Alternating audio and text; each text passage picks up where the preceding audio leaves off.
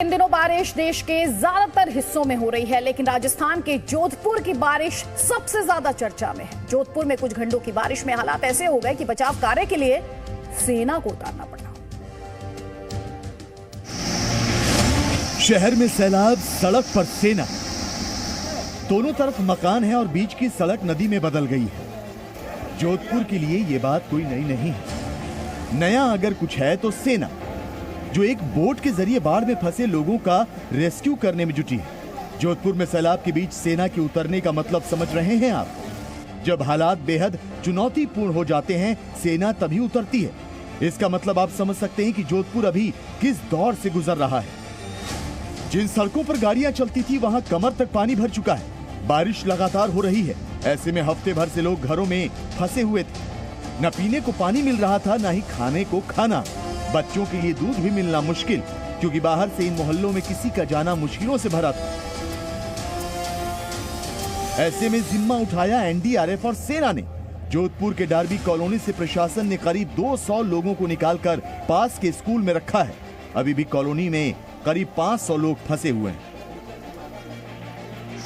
जोधपुर जिले के सरदारपुरा विधानसभा की ये तस्वीरें देखिए। ये वही विधानसभा है जहां का प्रतिनिधित्व खुद मुख्यमंत्री अशोक गहलोत करते हैं। सरदारपुर के न्यू रूपनगर में पिछले 3 दिनों से लगातार हुई बारिश ने पूरी कॉलोनी को टापू बना दिया। घरों के अंदर पानी घुसने के कारण लोग छतों पर रहने को मजबूर हो गए, जिसके बाद देर रात को सेना को मोर्चा संभालना पड़ा।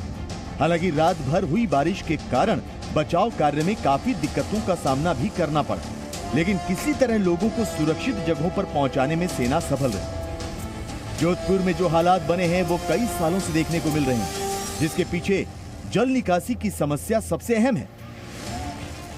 हर साल बारिश से पहले तैयारियां की जाती, लेकिन जैसे ही बारिश अनुमान से ज्यादा होती है, सारी तैयारियां धरी की धरी रह जाती।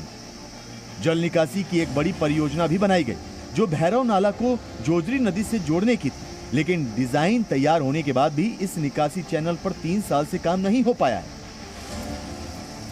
जिसके कारण 2014 और 2016 में आई बाढ़ जैसी स्थिति फिर से बन गई।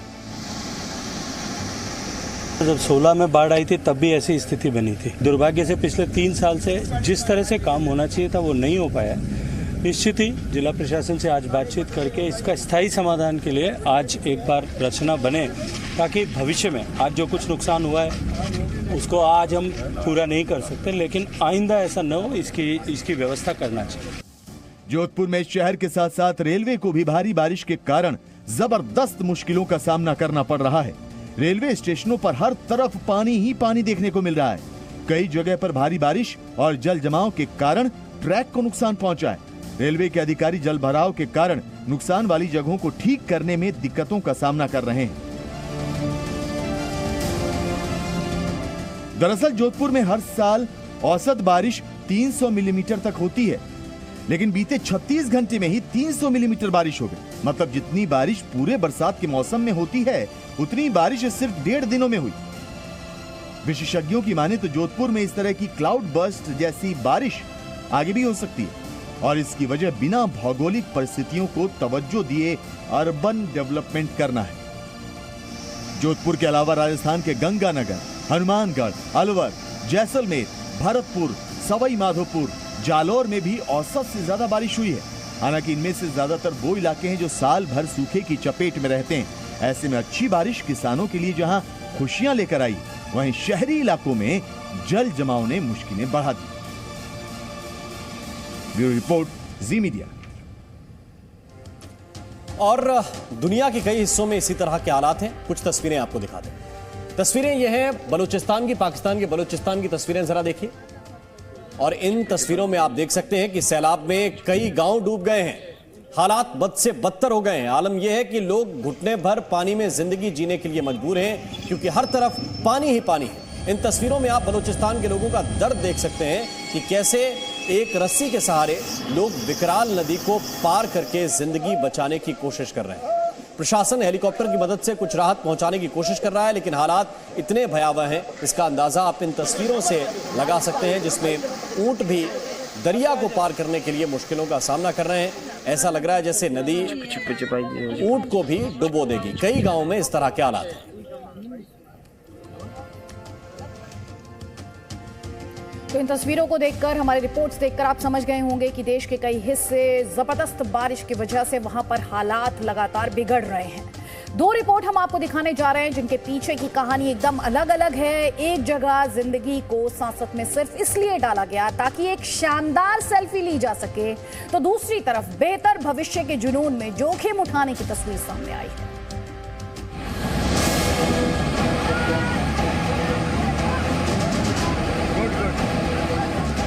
सैलाब में फंसी जिंदगी, गांव वाले बने देवदूत। एक पत्थर, चारों तरफ तेज बहाव में बहता पानी। बहाव इतना तेज कि मानो किसी भी पल उस पत्थर को भी अपने आवेग में लेकर बह जाए। और उस पत्थर पर जिंदगी और मौत के बीच फंसे 5 युवक। लेकिन इसी बीच जिंदगी और मौत की जंग लड़ रहे इन 5 लोगों पर नजर पड़ती है आसपास के कुछ लोगों की, और फिर शुरू होती है 5 जिंदगियों को बचाने की जंग।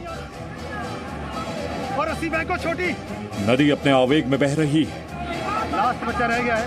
लेकिन जो जान बचाने के लिए वहां इकट्ठा हुए वो भी हार मानने को तैयार नहीं थे।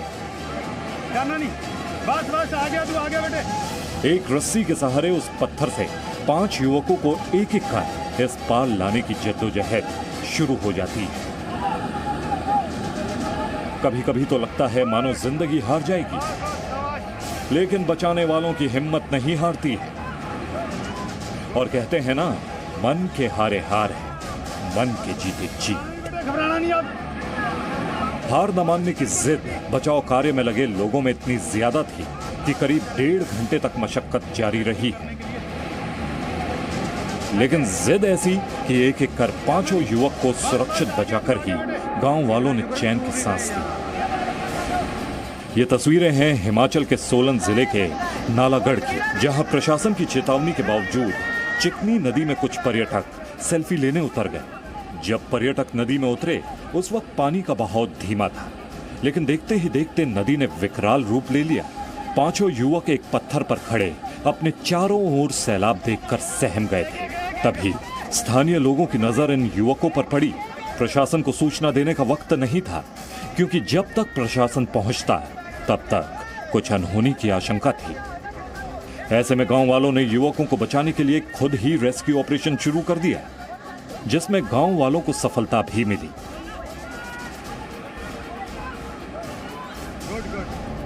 मौत से लड़कर बेहतर भविष्य की जंग। ये तस्वीरें मध्य प्रदेश के हरदा की हैं।